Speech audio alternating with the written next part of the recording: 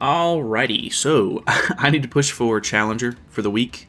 Since this week has been really chill, I'm just going to go ahead and push in because I think we're going to do a Should You Summon on Sunday. So this will come out on Saturday, I think, which it's Friday, so it'll come out tomorrow.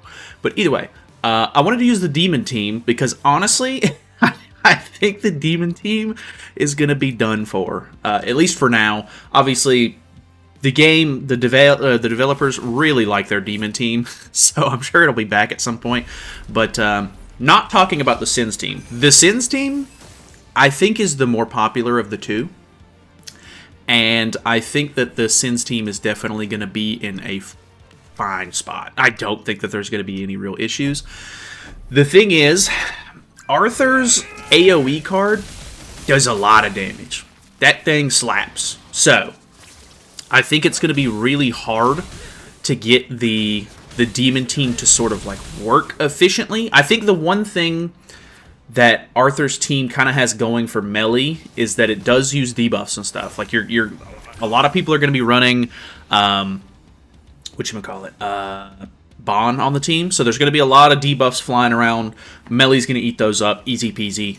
But I think because the AoE that Arthur has is an infect card. Like, I mean, it's not infect, but it has, infect thing to it.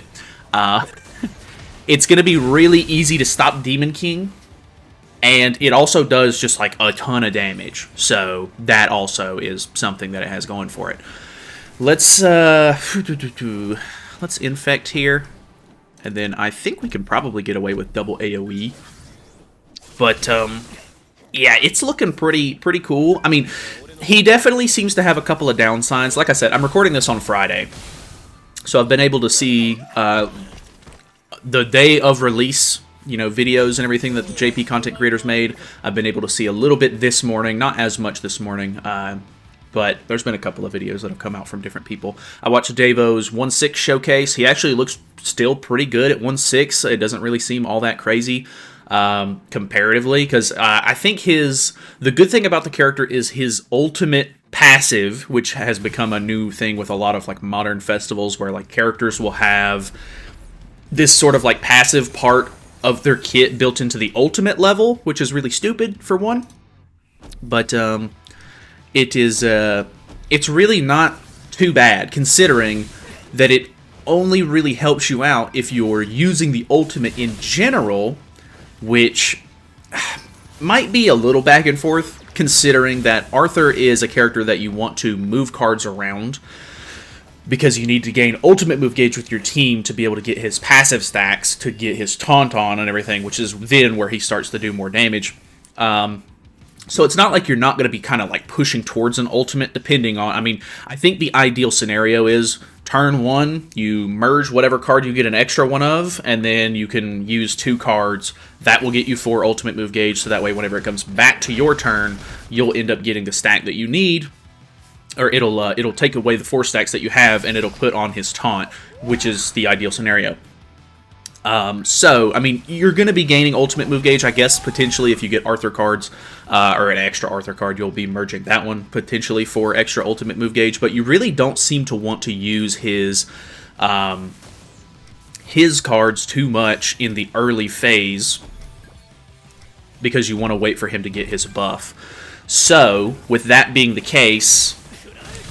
you might end up going for the ultimate, but it seems like the ultimate passive, I can't even remember what it is off the top of my head. Grand Cross Database put out their translations and everything today, so I can kind of pull it up really easily. It is, if you are participating in battle and are under the effect of chaos, your damage dealt will be increased by 40% and damage taken reduced by 30%, I think, which isn't that bad, because I think you gain that whenever you use the ultimate. I can't remember exactly. I'm not super well versed in his kit just yet, but I'm going to be looking over that over the next couple of days. And then, of course, once I get my hands-on gameplay with him, it should be a little bit better. But overall, the character seems pretty solid. He's not like turn 1 insane, although a lot of people really like turn 1 insane characters. He doesn't seem to be that. You're going to, unfortunately... He's pretty CC based, so you're probably going to need to go first, which I really like when they make these teams that are good going second, because it'll help balance out the meta a little bit. Because like if you the Sins team, for example, Sins team has really high CC. They do really well at going first, and because Melee's on that team, if you go first with Melee, you're probably going to have a harder time, getting Arthur's stacks and stuff off because you're going second. So in that regard, it's going to be a tough thing where, I think if you're going, okay, that's fine. If you're going with I think the most common setup is probably going to be LR Escanor, Arthur, Light Bond, Transcendent Bond, and probably Christmas Roxy in the back. I know a lot of people probably ended up skipping Christmas Roxy, which is very unfortunate that she's kind of becoming like the best in slot, like backliner for the team. But if you're running that team, it actually has really good CC potential. So I think that there's a really good chance that you could maybe out CC. I guess it really just depends on your opponent more than anything. But there's a chance. There's a pretty good opportunity, I think. We're getting really lucky with these double AoEs. So that's great. I think that the team might be sort of competitive there. I guess it really just depends on I don't know if it's going to make that big of a difference because it's only 4k CC, but if you've been playing the Demon King game mode and you are able to True Awaken your whole team, speaking of that, I think it's actually going to be way easier for the Demon team to do that. Or not Demon team, the Sins team to do that. Because the Sins team uses like 3 different race characters. Like you're using Melee, you're using Bond, you're using like Deanne or King or Merlin. You have a demon, a human, a giant, a fairy, an unknown. Like they're all different races. So the fact that, to True Awaken a whole team of the same race, you're going to have to pull an insane amount of like human memory crystals, for example, or demon memory crystals, for example, if you're doing the demon team. It's going to be way harder because the RNG of pulling, the right crystals out of those boxes and everything is going to be it's going to be rough. So the Sins team is probably going to have the upper hand in that scenario. So I think inherently, even if they were like neck and neck with CC, you could probably end up going first more often with the Sins team just because of the fact that you could True Awaken the characters a little bit easier. So might have that going for it. I don't know. He seems very interesting. If you don't go first, I don't want to say it's like a death sentence, like you've straight up lost or anything, but it definitely seems a lot less good. Like, way worse. So that is a bit unfortunate.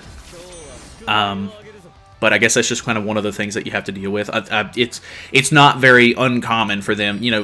I guess the thought of having a good team that goes second with like the unknown team, for example, it wasn't even really like a common occurrence up until like Tier and like Hell came out and everything.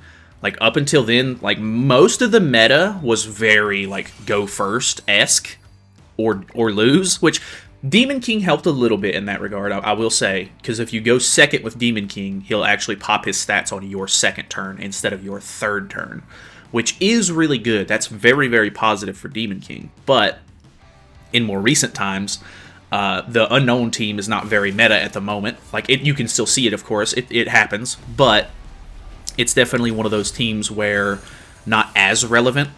So it's just kind of like fallen sort of to the bottom of the meta. You can still use it and get some wins and stuff like that, but it's, Melee having that stance cancel and everything really hurts the Albedo, especially if you just play it correctly and you don't just spam all of your cards turn 1, which, I mean, if you get triple AoE turn 1, you're probably going to do really good damage anyway, but you do have to be kind of careful there because you'll put a lot of hell stacks on yourself if you don't kill her, and then if you end up removing all 3 of the seeds from Albedo, then you're going to have to attack into her twice before you can remove it.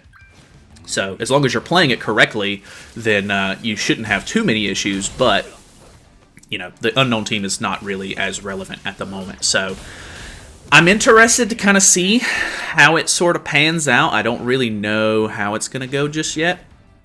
But I've been watching. I think that he's very, very interesting. and I'm really looking forward to it. I'm really looking forward to like playing with the character, getting my hands on the man. I think he's really, really cool.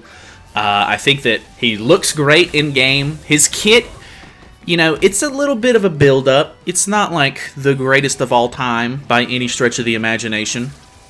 And there are some downsides, of course. Like, people have been, you know, God, people were really blowing the whole, like, Monspeet Derriere commandment thing out of proportion, which, to be honest, I have not really seen anybody actually try to run that too much on JP yet. So it could potentially be an issue, and Global definitely has, like, a little bit of a different meta when it comes to these kind of units, because we get to see these characters get played for 5 days before we get it on Global. So people kind of know the ins and outs of the character, for the most part, just from watching the JP content, and then they can sort of like start building, you know, counter kits and stuff like that in the meantime. Whereas when they come out on JP and stuff, people are still like learning the character. People are just messing around trying to get like a feel for him and stuff. So there's a lot less opportunity for the whole thing where people are, you know, actually getting to.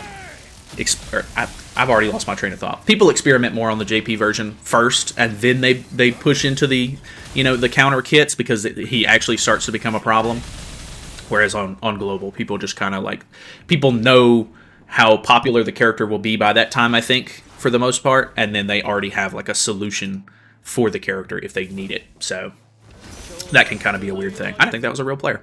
But hey, this was, God, took me 11 minutes. This was the fastest I think I've ever pushed into Challenger, which I already had like a couple of wins. I even forfeit my match this morning for my dailies, so that way I would be able to throw in an extra match or two, and it went incredibly smooth. I don't know. It's been a really weird week. If you didn't see, we were going to give away an account, and I got a YouTube community guidelines strike, which was incredible. I don't even understand why, but oh well, I guess I have a strike on my, or like a community guidelines warning on my account for the next 3 months, so that really sucks. It's kind of annoying. I've never really had too many issues with YouTube, but it begins, I guess.